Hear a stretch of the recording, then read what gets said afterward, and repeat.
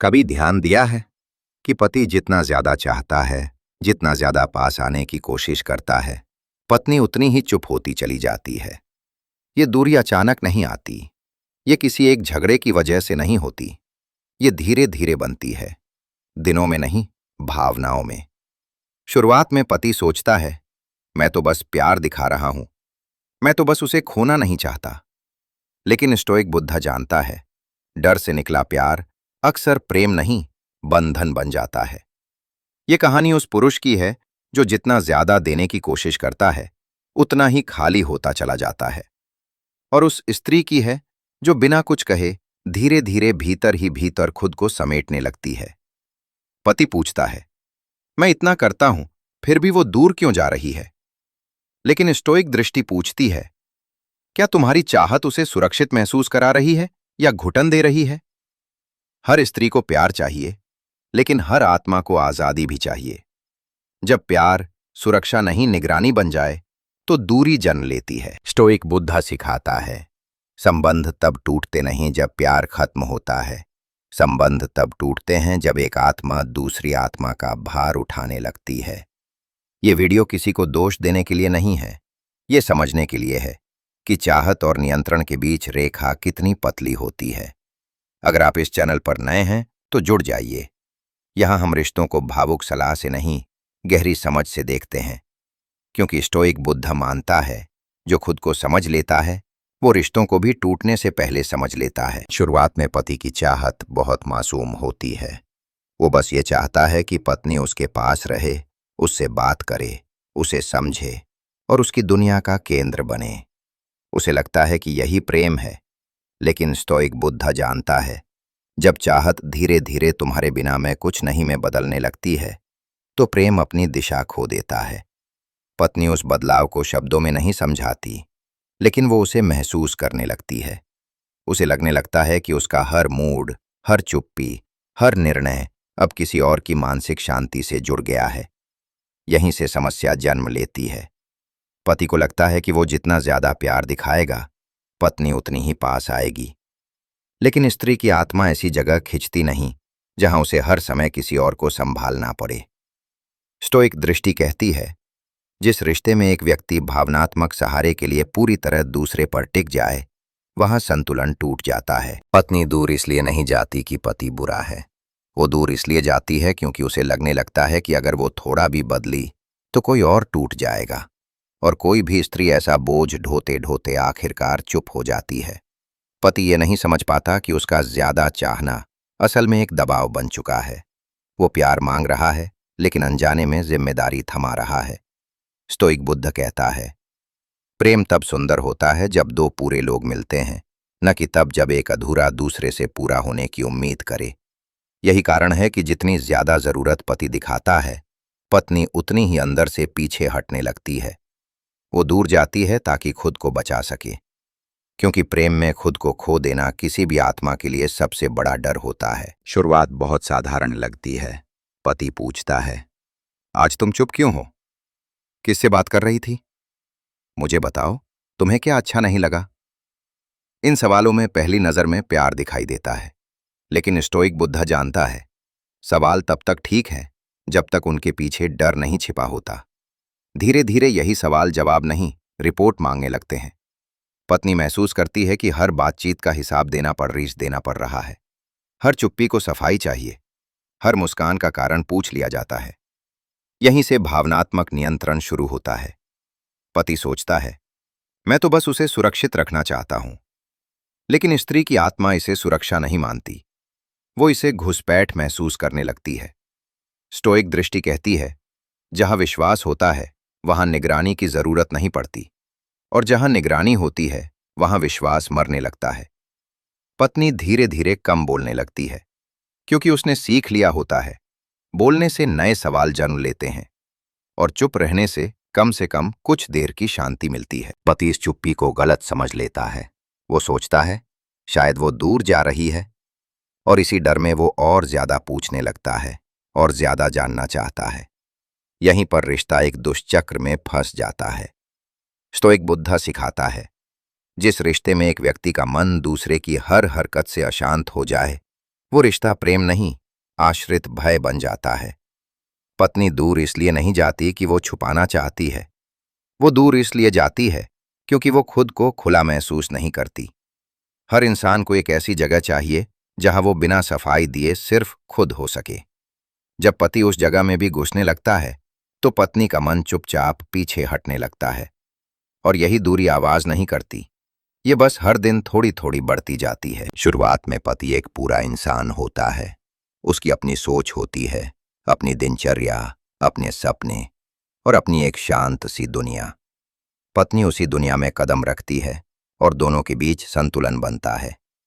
लेकिन समय के साथ जब पति अपनी हर खुशी, हर दुख, हर निर्णय सिर्फ पत्नी से जोड़ने लगता है, तब वो अनजाने में अपनी पहचान छोड़ने लगता है। स्टोइक बुद्धा कहता है, जो पुरुष खुद का केंद्र खो देता है वो किसी और का केंद्र कभी नहीं बन सकता।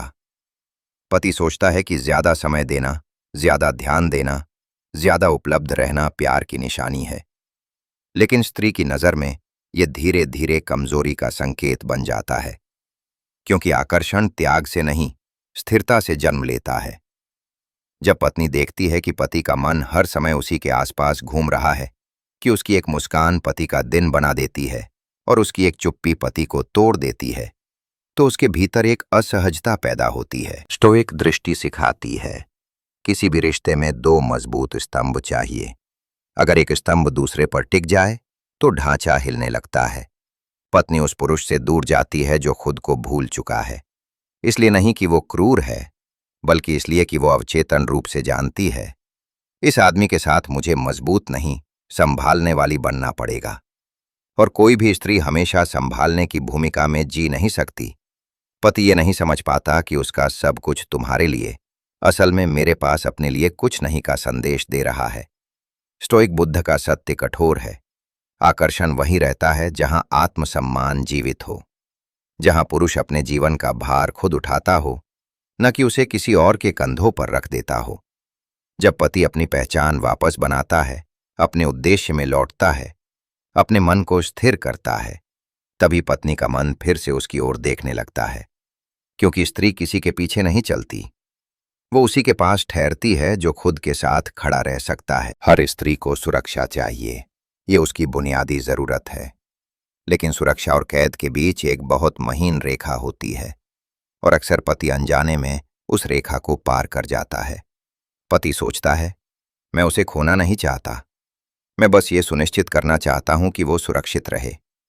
लेकिन स्टोइक बुद्धा जानता है, डर से निकली सुरक्षा अक्सर आजादी को कुचल देती है।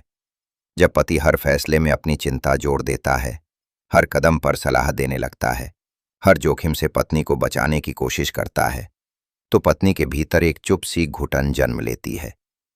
वो ये महसूस करने लगती है कि उस पर भरोसा नहीं किया जा रहा, कि उसकी समझ को कम आंका जा रहा है, कि उसे जीने से पहले किसी और की अनुमति चाहिए। स्टोइक दृष्टि कहती है, जिस रिश्ते में एक व्यक्ति रक्षक बन जाए और दूसरा संरक्षित, वहां बराबरी खत्म हो जाती है। पत्नी पति से दूर इसलिए नहीं जाती कि वो सुरक्षा नहीं चाहती, वो दूर इसलिए जाती है क्योंकि वो अपनी स्वतंत्र आत्मा को मरता हुआ महसूस करती है। हर इंसान चाहता है कि उसे देखा जाए, लेकिन कोई नहीं चाहता कि उसे बांध दिया जाए। पति की लगातार मौजूदगी, उसकी हर समय की चिंता, उसका हर बात में दखल धीरे धीरे पत्नी के मन में एक ही भावना छोड़ देता है, मुझे सांस लेने की जगह नहीं मिल रही। स्टोइक बुद्ध सिखाता है, सच्चा प्रेम दूसरे की उड़ान पर भरोसा करता है। वो पिंजरा नहीं बनाता, वो आकाश देता है। जब पत्नी को लगता है कि उसका आकाश छोटा किया जा रहा है, तो वो स्वाभाविक रूप से दूरी बनाती है। ये दूरी दंड नहीं होती, ये आत्मरक्षा होती है। और जितना पति उस दूरी को जबरन कम करने की कोशिश करता है, उतनी ही पत्नी अंदर से और पीछे हटती जाती है। क्योंकि आज़ादी मांगने से नहीं मिलती, वो केवल भरोसे से मिलती है। पत्नी का चुप हो जाना अचानक नहीं होता, ये किसी एक दिन का फैसला नहीं होता।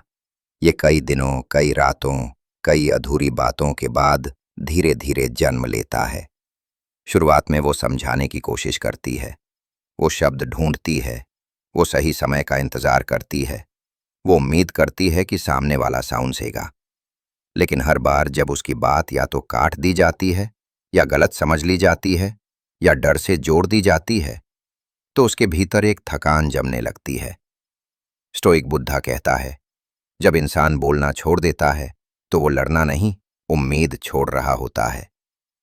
पति अक्सर इस मौन को गलत पढ़ लेता है। वो सोचता है, अब तो वो मुझसे छुपा रही है, अब तो वो भावनात्मक रूप से दूर जा रही है। और इसी सोच में वो और ज्यादा पूछने लगता है और ज्यादा टटोलने लगता है। लेकिन पत्नी का मौन कोई रणनीति नहीं होता, वो बस एक थकी हुई आत्मा की आखिरी शरण होता है।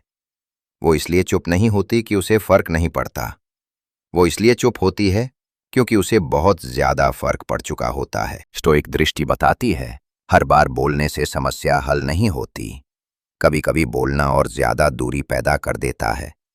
पत्नी ये समझ जाती है कि अगर वो बोलेगी तो पति उसे अपने डर के चश्मे से देखेगा, उसकी बातों को अपने असुरक्षा से तोलेगा और हर वाक्य में छुपा खतरा ढूंढेगा। इसलिए वो चुप रहती है। वो अपने भीतर अपनी बातों को समेट लेती है और धीरे धीरे अपने मन का दरवाजा भीतर से बंद कर लेती है। यहीं पर दूरी सबसे गहरी होती है, क्योंकि शब्दों की दूरी तो पाटी जा सकती है, लेकिन आत्मा की दूरी आवाज नहीं करती। स्टोइक बुद्धा सिखाता है, अगर कोई इंसान आपके सामने चुप है तो पहले ये मत पूछिए कि वो क्यों नहीं बोल रहा, पहले ये पूछिए कि क्या वो कभी सुरक्षित महसूस करता था बोलने में। पत्नी का मौन आपसे दूर जाने की घोषणा नहीं है, ये एक संकेत है कि उसे अब खुद को बचाने की जरूरत है। स्टोइक बुद्धा का सत्य बहुत सीधा है, लेकिन उसे स्वीकार करना आसान नहीं। वो कहता है, जिसे पकड़ कर रखना पड़े वो पहले से ही तुमसे दूर है। पति की सबसे बड़ी भूल यही होती है कि वो दूरी देखकर और ज्यादा कसने लगता है। वो सोचता है, अगर मैंने ढील दी तो वो चली जाएगी। लेकिन स्टोइक दृष्टि सिखाती है, जो डर से थामा जाता है वो डर बनकर ही लौटता है। पत्नी को आपकी पकड़ नहीं चाहिए, उसे चाहिए आपकी स्थिरता, आपकी शांति, आपका आत्मविश्वास जो बिना बोले कहे, मैं ठीक हूं, तुम भी ठीक हो। जब पति अपने डर को शांत करता है, हर भावना पर प्रतिक्रिया देना छोड़ता है, हर चुप्पी को खतरा मानना बंद करता है, तभी वातावरण बदलता है। स्टोइक बुद्धा कहता है, शांति आकर्षक होती है, घबराहट नहीं। जब पत्नी देखती है कि पति अब उससे खींच कर नहीं, खुला छोड़कर प्यार कर रहा है, तो उसके भीतर एक पुरानी सुरक्षा वापस जागती है, क्योंकि अब उसे संभालने की जिम्मेदारी नहीं, साथ चलने की आज़ादी मिलती है। पकड़ छोड़ना उपेक्षा नहीं है, ये परिपक्वता है। इसका मतलब ये नहीं कि आप दूर हो जाएं, इसका मतलब ये है कि आप भीतर से मजबूत हो जाएं। स्टोइक समाधान कहता है, अपनी दिनचर्या लौटाओ, अपना उद्देश्य याद करो, अपने मन को किसी एक इंसान का बंधक मत बनाओ। जब आप खुद के साथ खड़े होते हैं तो रिश्ते में भी सम्मान लौटता है। और आश्चर्य की बात यह है, जिस दिन आप डर से पकड़ना छोड़ देते हैं, अक्सर उसी दिन दूसरा इंसान आपके पास खुद लौटने लगता है, क्योंकि प्रेम कैद में नहीं पनपता, वो सिर्फ स्वतंत्रता में सांस लेता है। याद रखिए, पत्नी का दूर जाना हमेशा किसी और की वजह से नहीं होता।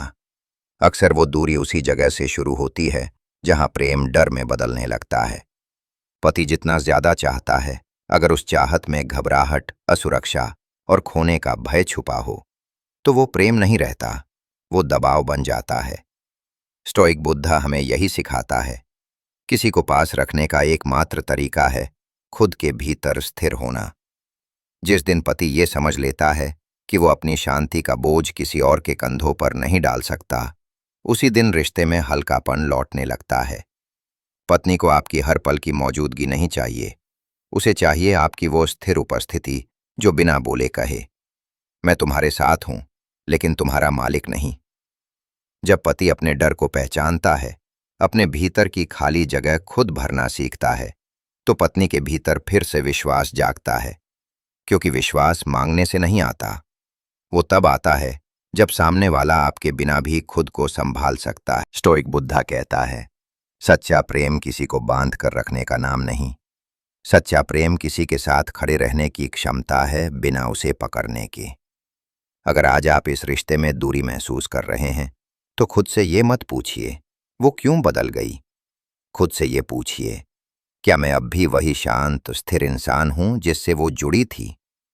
क्योंकि रिश्ते शब्दों से नहीं बचते, वे बचते हैं आपकी आंतरिक स्थिति से। अगर ये वीडियो आपके मन के किसी कोने को छू गया है तो इस चैनल को सब्सक्राइब कीजिए। यहाँ हम रिश्तों को शिकायत से नहीं, समझ से ठीक करना सीखते हैं। स्टोइक बुद्धा की यही अंतिम सीख है। जो खुद के साथ स्थिर हो जाता है, उसके रिश्ते अपने आप संतुलन में आने लगते हैं।